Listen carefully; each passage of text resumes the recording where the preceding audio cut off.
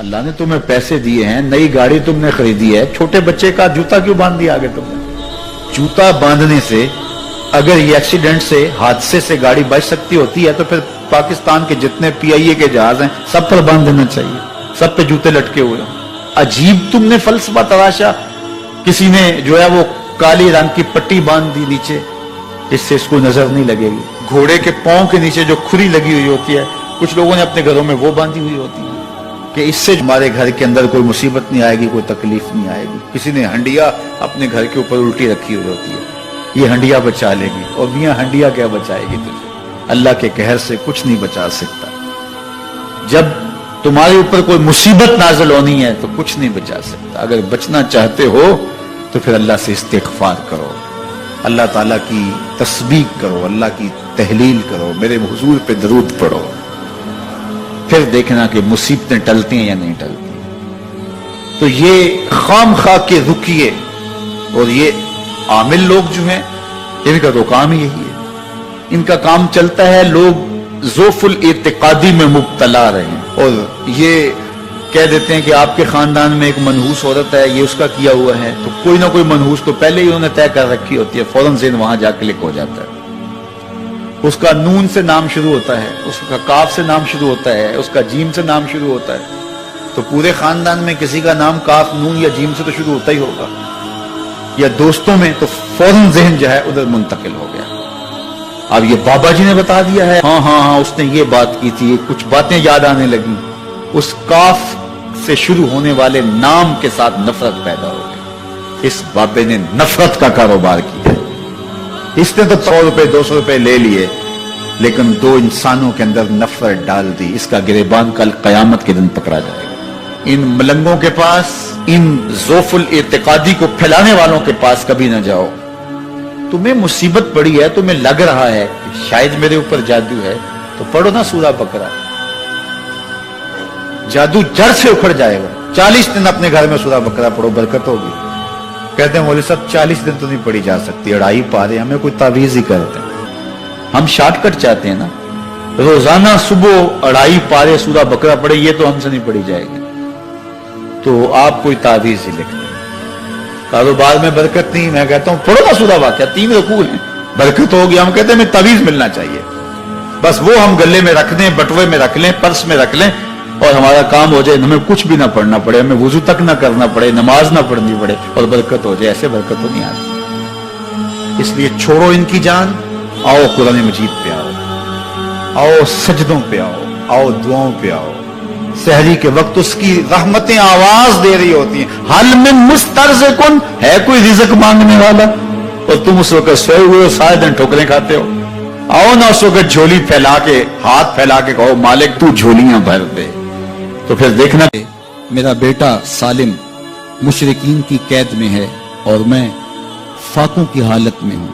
تو فرمایا آل محمد کے پاس ایک سیر جو ہیں, بس اس کے علاوہ ہمارے پاس بھی کھانے کے لیے دنیاوی اسباب نہیں ہیں. کہا صبر کرو اور اللہ سے ڈرو, اور لا حول ولا قوت الا باللہ کثرت کے ساتھ پڑھو. یہ ایسا وظیفہ ہے, ایک حدیث پاک میں آتا ہے کہ یہ 99 بیماریوں کا علاج ہے. اس میں سب سے کم درجے کی بیماری ہم اور غم ہے. یہ دکھوں کا مداوع ہے, مشکلات کا علاج ہے, اور یہ وظیفہ میرے حضور نے بتایا. حضرت ابو ذر غفاری رضی اللہ تعالیٰ عنہ کو حضور نے 5 چیزیں بتائی تھی. ان میں سے 5ویں چیز یہ تھی کہ ابو ذر کثرت کے ساتھ لا حول ولا قوت الا باللہ پڑھا کرو. فرمایا عرش الہی کے نیچے ایک خاص خزانہ ہے, یہ وظیفہ وہاں سے آیا ہے. یہ زندگی میں معمول بنا لو, جب پھنس جاؤ, مشکلات میں آ جاؤ, تو لا حول ولا قوت الا باللہ پڑھو, اللہ راستے کھولے گا. تو حضور نے 3 چیزیں فرمائی, اللہ سے ڈرو, صبر کرو, اور کثرت کے ساتھ لا حول ولا قوت الا باللہ پڑھو. وہ فرماتے ہیں کہ میں یہ عمل شروع کیا, ابھی گھر میں بیٹھا ہی تھا کہ دروازے پہ دستک ہوئی. تو میں اٹھا کہ دروازہ کھولوں, دیکھوں کہ کون ہے. تو دروازہ کھولا, دیکھا میرا بیٹا کھڑا ہے اور اس کے پیچھے 100 اونٹ کھڑے ہیں. تو میں نے کہا کہ تم اور یہ اونٹ؟ کہا مجھے موقع لگ گیا, میں ان کی قید سے بھاگ آیا. وَيَرْزُقْهُ مِنْ حَيْثُ لَا يَحْتَسِبُ، وہ تمہیں وہاں سے رزق دے گا جہاں سے تمہیں گمان بھی نہیں۔ اس کے ہو کے تو دیکھو، اللہ اکبر، اللہ کے ہو جاؤ تو پھر وہ تمہاری ضرورتوں کا کفیل ہو جائے۔ فرمایا حضرت عبداللہ ابن مسعود رضی اللہ تعالیٰ عنہ نے کہ کسی شخص کو فقر و فاقہ آ جائے تو وہ لوگوں کو بتائے کہ میں آج کل بڑے مشکل حالات میں ہوں، ہر وقت لوگوں کو بتاتا رہے تو اس کی مشکل بڑھے گی، اس کی مشکلیں آسان نہیں ہوں گی اس طرح۔ اور اگر وہ اپنی اس مشکل کو کسی سے شیئر نہ کرے بلکہ مصلی بچھا کے اپنے رب سے کہے کہ مالک فقر و فاقہ آ گیا ہے اور اس کا علاج تیرے پاس ہے، اس مرض کا مداوع تیرے پاس ہے۔ تو حضرت عبداللہ ابن مسعود فرماتے ہیں کہ رسول کریم نے فرمایا جلد یا بدیر اللہ اس کو مالا مال فرما دے گا۔ یہ بھی کبھی کر کے دیکھو، مشکل آ جائے، فاقہ آ جائے۔ اور قرآن مجید کا دل سورہ یاسین ہے، جس نے ایک مرتبہ سورہ یاسین کی تلاوت کی اللہ 10 مرتبہ قرآن پڑھنے کا ثواب عطا کرے۔ اور کتنا بڑا اجر ہے، آپ ایک سال میں بھی شاید 10 قرآن مجید نہ ختم کر سکے اور سورہ یاسین پڑھیں تو 10 مرتبہ قرآن مجید پڑھنے کا ثواب نصیب ہوگا۔ تو اپنی صبح کا آغاز سورہ یاسین سے کیا کریں، نماز فجر کے بعد اشراق تک سورہ یاسین پڑھ لیا کریں۔ سورہ یاسین اگر آپ پڑھ کے اپنے دن کا آغاز کرتے ہیں، آپ کا سارا دن خیر سے گزرے گا۔ اس دن اگر کاروبار کریں گے تو برکت ہوگی، اس دن بہت ساری بیماریوں سے، آفات و بلیات ارضیہ و سماویہ سے بچے رہیں گے، لوگوں کے شر سے، حادثات سے محفوظ رہیں گے۔ میرے حضور نے ارشاد فرمایا قرآن مجید میں ایک سورت ہے جس کی 30 آیات ہیں، اگر کوئی شخص اس کی تلاوت کرتا ہے تو وہ سورت پڑھنے والے کی شفاعت کرتی ہے، اور اتنی بار شفاعت کرتی ہے کہ اس کو بخشوا کے چھوڑتی ہے۔ وہ سورت کون سی ہے؟ وَهِيَ تَبَارَكَ الَّذِي بِيَدِهِ الْمُلْكُ، یہ سورۃ الملک ہے، 30 آیتیں ہیں۔ جو شخص اس کی تلاوت کرے یہ اتنی بار سفارش اللہ کی بارگاہ میں کرتی ہے کہ اپنے پڑھنے والے کو بخشوا کے چھوڑتی ہے۔ تو اپنے دن کا آغاز سورہ یاسین سے کریں اور اپنی شب کا آغاز سورہ ملک سے کریں۔ سونے سے پہلے سورہ ملک کی تلاوت ضرور کر لیں، تو انشاءاللہ اس سے رات برکت سے گزرے گی۔ جس نے ایک دن میں 100 مرتبہ سبحان اللہ و بحمدہ پڑھا، کتنی مرتبہ؟ 100 مرتبہ کیا پڑھا؟ سبحان اللہ و بحمدہ، فرمایا کہ اس کے گناہ سمندر کی جھاگ کے برابر بھی ہوں تو اللہ معاف فرما دے گا۔ تو یہ اپنے وظائف میں شامل کر لیجئے، سبحان اللہ و بحمدہ۔ اور حدیث بخاری ہے کہ 2 کلمے ایسے ہیں جو اللہ کو محبوب ہیں اور زبان پر مشکل نہیں، زبان پر بڑے آسان ہیں، اور جب میزان پہ رکھے جائیں گے تو پلڑے کو جھکا دیں گے، بڑے بھاری ہیں میزان پہ۔ وہ 2 کلمے یہی ہیں، سبحان اللہ و بحمدہ، سبحان اللہ العظیم۔ تو اگر اس کو 100 مرتبہ روزانہ پڑھے تو سمندر کی جھاگ کے برابر بھی گناہ ہو تو اللہ معاف فرما دیتا ہے۔ اللہ فرماتا ہے ما یفعل اللہ بعذابکم، وہ تمہیں عذاب دے کے کیا کرے گا؟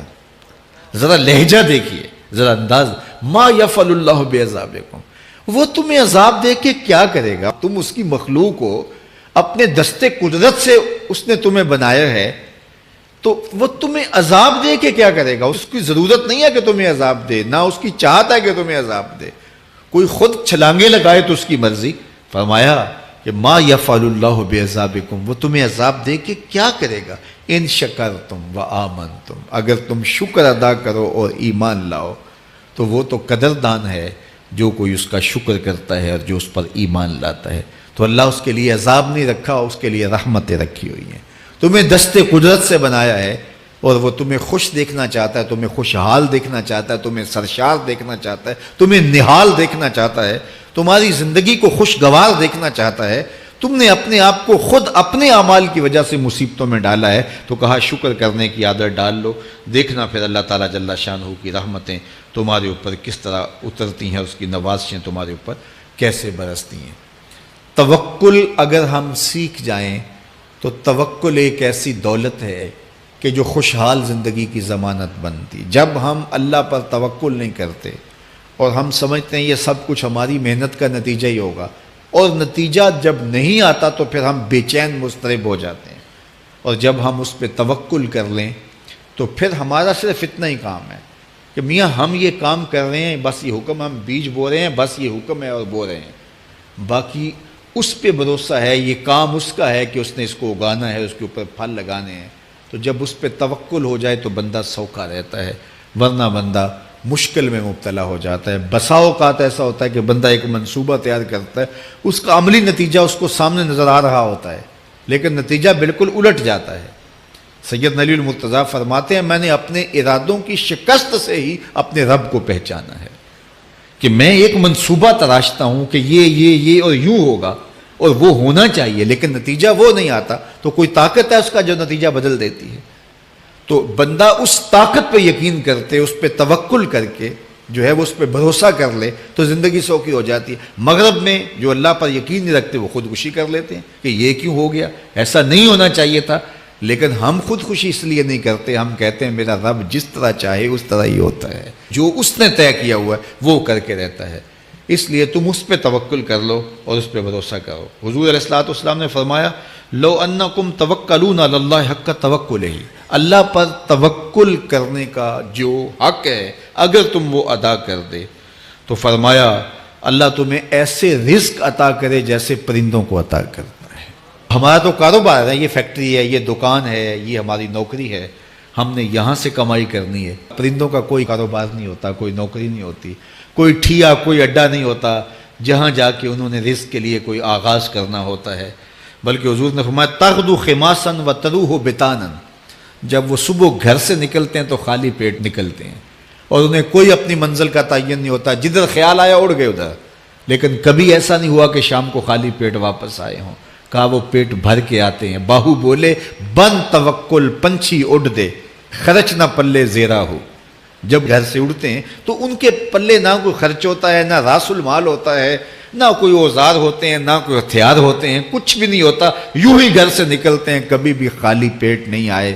فرمایا اگر اللہ پہ پرندے توکل کر لیں تو اللہ اسے بھی عطا کرتا ہے، تم توکل کرو گے تو تمہیں عطا نہیں کرے گا۔